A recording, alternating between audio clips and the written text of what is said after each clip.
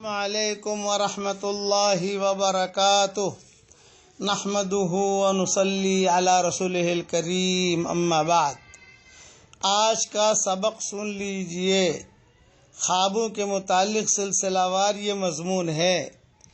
حضرت عائشہ رضی اللہ تعالی عنہا نے ایک عجیب خواب دیکھا اور اس کی عجیب تعبیر حضرت ابو بکر نے دی۔ ماں عائشہ رضی اللہ تعالی عنہا فرماتی ہیں کہ میں نے خواب میں دیکھا کہ 3 چاند میرے حجرے میں آ کر گرے ہیں۔ میں نے اپنے خواب کا تذکرہ اپنے والد محترم حضرت ابو بکر سے کیا تو حضرت ابو بکر نے پوچھا کہ بیٹیا، اس خواب کی تعبیر تم نے کیا نکالی ہے؟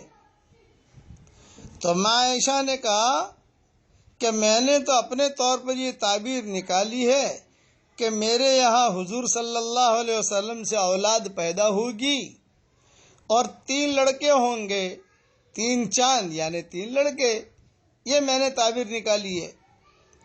حضرت ابو بکر جو ہے یہ سن کر خاموش ہو گئے، کوئی جواب نہیں دیا۔ بات آئی گئی ہو گئی۔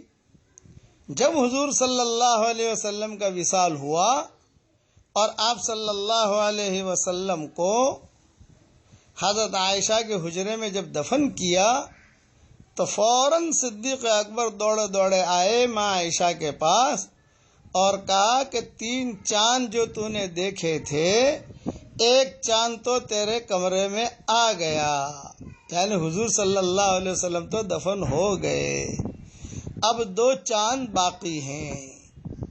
پھر 2 چاند میں ایک صدیق اکبر کی قبر بنی، ایک حضرت عمر کی قبر بنی۔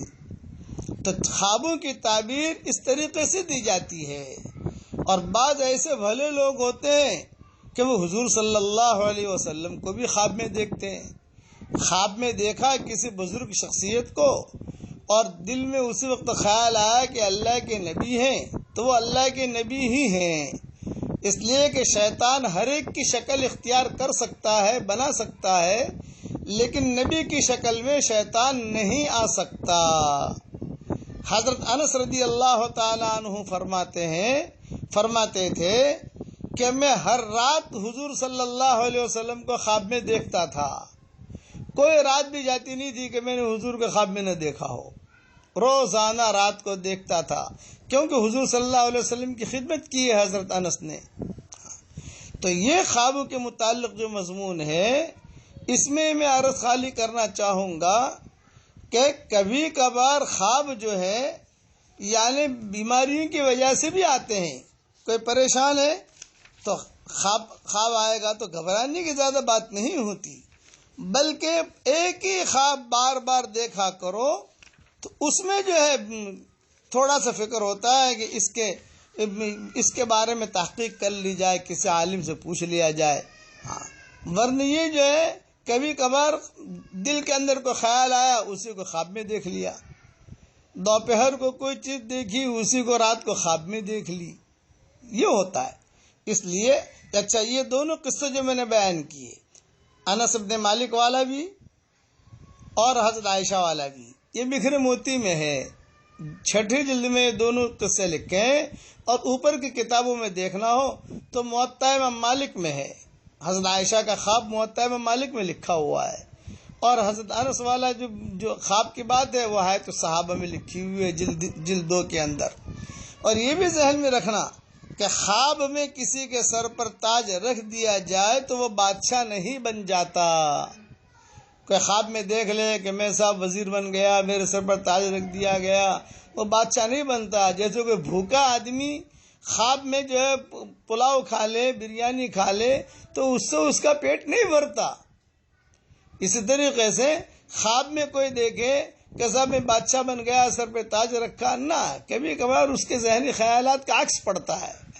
اس کے لیے آسان طریقہ یہی ہے کہ رات کو سوتے وقت میں قل هو اللہ احد 3 مرتبہ پڑھ لیجئے، قل اعوذ برب الفلق 3 مرتبہ پڑھ لیجئے، قل اعوذ برب الناس 3 مرتبہ پڑھ لیجئے، آیت الکرسی 1 مرتبہ پڑھ لیجئے، تسبیح فاطمہ بھی جو ہے 1 مرتبہ پڑھ لیجئے اور 1 مرتبہ سورہ کافرون ضرور پڑھ لیجئے۔ اور وہ آیت جو میں نے بتائی ہے آپ کو، لہم البشرا فی الحیات الدنیا وفی الآخرہ لا تبدیل لکلمات اللہ ذالک هو الفوز العظیم، یہ 11ویں پاری کی آیت ہے، سورہ یونس کی آیت ہے، وہ آیت پڑھ کے سو جائیے تو اور اپنے پر دم کر دیجئے، اور اس کے بعد اللہ کی ذات سے امید ہے کہ برے خواب نہیں آویں گے انشاءاللہ۔ اب خوابوں کے متعلق تھوڑا سا مضمون انشاءاللہ اور عرض کروں گا۔ والسلام علیکم ورحمۃ اللہ وبرکاتہ، وآخر دعوانا ان الحمد للہ رب العالمین۔